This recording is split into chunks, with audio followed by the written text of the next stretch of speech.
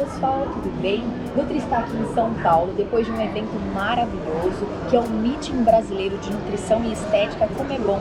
Depois de 2 anos nós podemos retornar nesse contato com pessoas, na troca de informações no formato presencial e não apenas no online. E eu quero aproveitar esse momento de grandes alertas e várias novidades que foram trazidas nesse momento para compartilhar com vocês alguns tópicos que eu tenho certeza que vai gerar bastante esclarecimento para vocês. Mas antes disso, deixa o seu like no vídeo e qualquer dúvida ou dificuldade ao término, comenta aqui embaixo. Com certeza para mim é um grande prazer ajudar vocês nesse processo de mudança.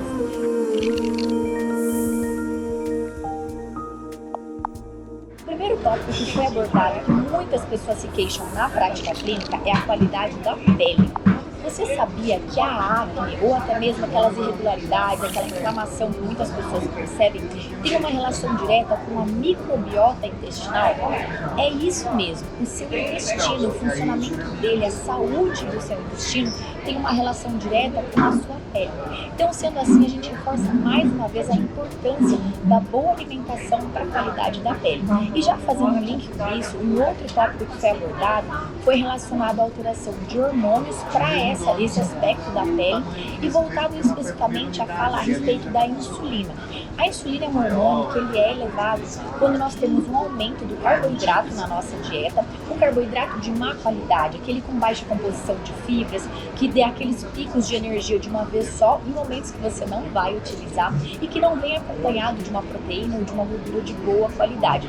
Então, pessoas que têm má alimentação e que são ricas em carboidrato, que geram muitos picos de insulina, também tendem a ter aumento da inflamação e prejuízo na qualidade da pele. Então, deixo aqui um alerta para 2 aspectos fundamentais se você tem essa queixa.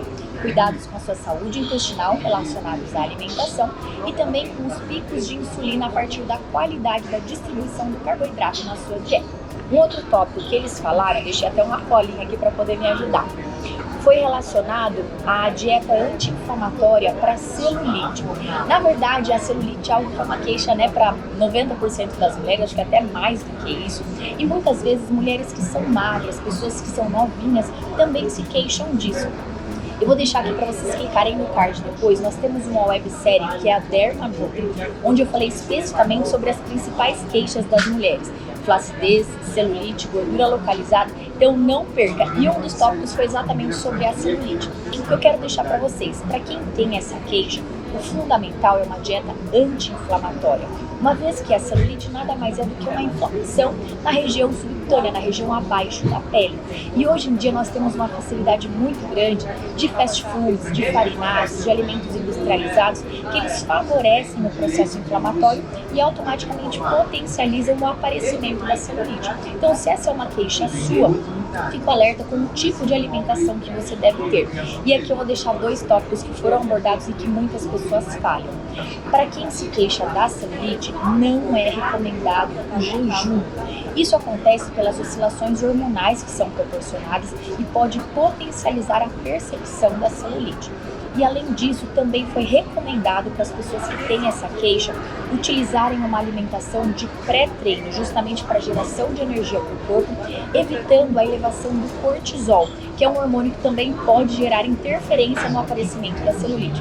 Vocês viram como o nosso corpo ele tem uma relação toda interligada? Alimentação, hormônio, intestino. Então não tem como a gente isolar os fatores. Nosso corpo ele é um reflexo do somatório de estímulos que nós temos. Então fica esse alerta. Um outro ponto que foi trazido, que é muito importante, é relacionado à previsão que foi feita do nível de obesidade mundial.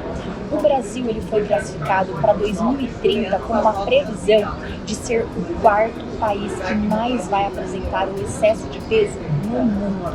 Gente, parece que é algo que assim, é tão próximo da gente os cuidados. Hoje em dia se tem muita informação a respeito de nutrição, de treinamento, mas cada vez mais o mundo realmente está se tornando obeso. E eu deixo esse alerta, a obesidade ela é uma doença. Então se você tem dificuldade de trabalhar realmente o seu peso, de se manter bem, busque ajuda, e não só na parte da nutrição e do treinamento, porque muitas vezes a disfunção vem de fatores emocionais e psicológicos. Então o nosso corpo, como eu já falei, ele é uma máquina única.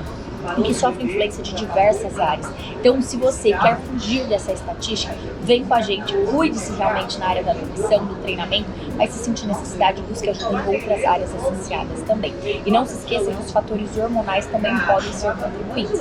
Então, nesse caso, a área da endocrinologia para pessoas que julgam necessário pode contribuir bastante nesse aspecto. Um outro ponto que foi colocado é em relação ao emagrecimento de uma forma geral, que a gente percebe que é uma dificuldade muito comum.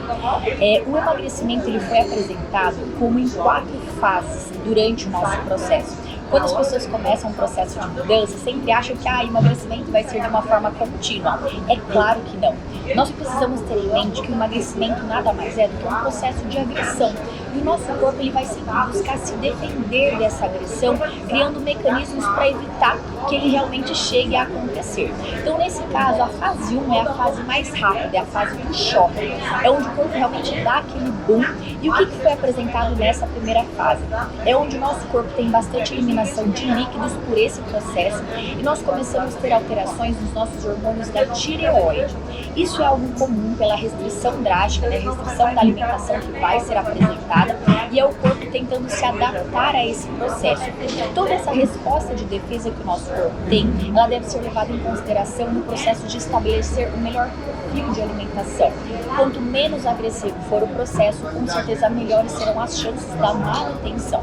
A segunda fase é uma fase onde a pessoa continua tendo o processo de perda, só que já ocorre uma desaceleração.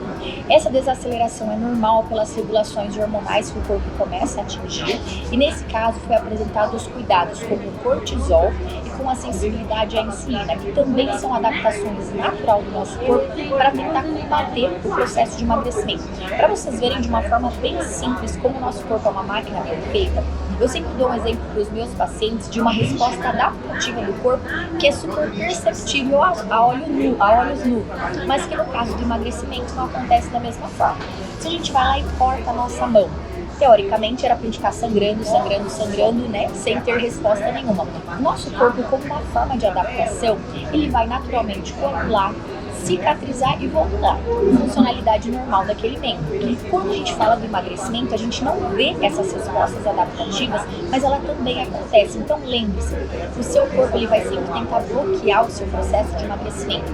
É aí que vem as estratégias da alimentação para tentar quebrar essa homeostase e fazer com que o seu corpo continue respondendo. Então essa segunda fase é onde a pessoa começa a ter a fase de desaceleração e a terceira fase é onde a pessoa entra na manutenção.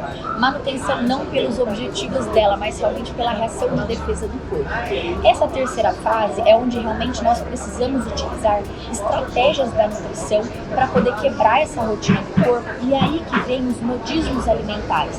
Nós temos muitas ferramentas de alimentação que podem ser aplicadas, como é o caso do jejum intermitente, a dieta cetogênica, a low carb de uma forma um pouco mais restrita. Nós temos muitos mecanismos para adaptar o perfil da alimentação.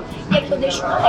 Se você começa um processo de emagrecimento já colocando vários choques na alimentação, quando chega nessa fase que o corpo não responde mais, nós não temos cartas na manga para poder favorecer esse processo.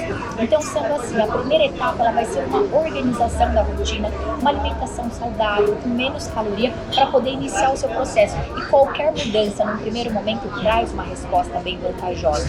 Então, sendo assim, agrida o mínimo no primeiro momento e, quando necessário, a gente vai sim usar essas ferramentas. Então, nesse caso, início que é o choque, a segunda que é a desaceleração e a terceira que é a estabilização. Nesse caso, entra o papel da nutrição para potencializar. E por fim, é a fase de manutenção, que realmente é quando a pessoa já chegou no peso esperado. Então é a fase que ela já chegou a todos os seus resultados e só quer se manter. O que foi colocado no estudo é que em torno de 10% do valor do peso perdido, ele é comumente recuperado. Ou seja, uma pessoa que perde 15 quilos no processo de emagrecimento, ela tem grandes chances de retornar 1,5 kg depois na fase de estabilização. Isso também entra pelas adaptações corporais. Então eu deixo essa opção para vocês. O emagrecimento ele não é linear, ele tem fases e o nosso corpo em cada momento vai respondendo a esse estímulo e aí vem as estratégias da nutrição para ajudar vocês nesse processo. Eu achei muito legal uma colocação que ela apresentou, que o emagrecimento ele é muito mais sobre o que nós colocamos na alimentação e não sobre o que nós retiramos dela. Sabe aquela história que o pessoal fala, fecha a boca sopa, para de comer que você emagrece. Não é bem por aí. Quanto menos a gente come, quanto mais a gente restringe a nossa alimentação, mais mecanismos adaptativos nós ativamos e automaticamente mais difícil vai ser o emagrecimento. Então, realmente, o importante é o que tem na sua alimentação, o que ativa o seu organismo, o que cultiva os seus micro-organismos intestinais para que automaticamente você mantenha a sua saúde e mantenha o estímulo do seu emagrecimento. Um outro ponto que foi muito legal, que eu vou deixar aqui, que eu sei que esse daqui vai gerar bastante interação, é a respeito do jejum intermitente. Eu já deixei um vídeo muito legal falando sobre várias estratégias de modismos alimentares. Eu apresento o jejum lá. E ela trouxe uma revisão sistemática agora super atual, que foi de abril de 2022, mostrando que o jejum intermitente, quando comparado a outras estratégias de restrição alimentar, como dieta fracionada, não trouxeram resposta superior no processo de emagrecimento. Ele se manteve em mesmas proporções quando comparado à estratégia alimentada de forma fracionada. É exatamente isso que muitas pessoas se enganam. Não é uma ferramenta da alimentação, a restrição do carboidrato ou o período sem alimentação que vai te emagrecer, mas sim a restrição alimentar que vai ser apresentada. Então eu reforço o que já foi falado, como o emagrecimento ele não é linear, guarde essas opções mais drásticas, mais restritas, para quando o seu corpo entrar em estado de estabilização, porque aí sim você vai ter ferramentas para ativar novamente a resposta e vai continuar no seu processo até chegar no seu resultado. Eu acho que esses eram os pontos principais que eu queria colocar para vocês. Vão acompanhando que tem muito conteúdo e tem muitos eventos que nós estaremos participando ao longo desse ano para trazer cada vez mais as novidades. E é claro, gente, que eu vou trazer na mala 2 livros maravilhosos, que vai sair muito conteúdo para mostrar para vocês, que é esse daqui, do Rodolfo Pérez, que é o Tratado de Nutrição Esportiva e Estética. Essas 2 áreas são as nossas principais áreas de atuação. Hoje em dia, a maioria das pessoas que nós acompanhamos são praticantes de atividade física, não necessariamente voltados para o alto rendimento, mas realmente para a prática do dia a dia. E a gente já falou diversas vezes que o processo do treinamento ele é um fator de agressão. Então a nutrição ela vem com um papel fundamental para recuperar esse estresse, essa agressão, essa inflamação. E no caso, a busca da estética é o que hoje em dia a maioria das pessoas vem buscando também. Então espero que tenham gostado. Qualquer dificuldade, comentem aqui embaixo e não deixem de encaminhar esse vídeo para as pessoas que precisam aprender um pouco mais sobre esses cuidados. Beijo da Nutri e bons cuidados para todos vocês.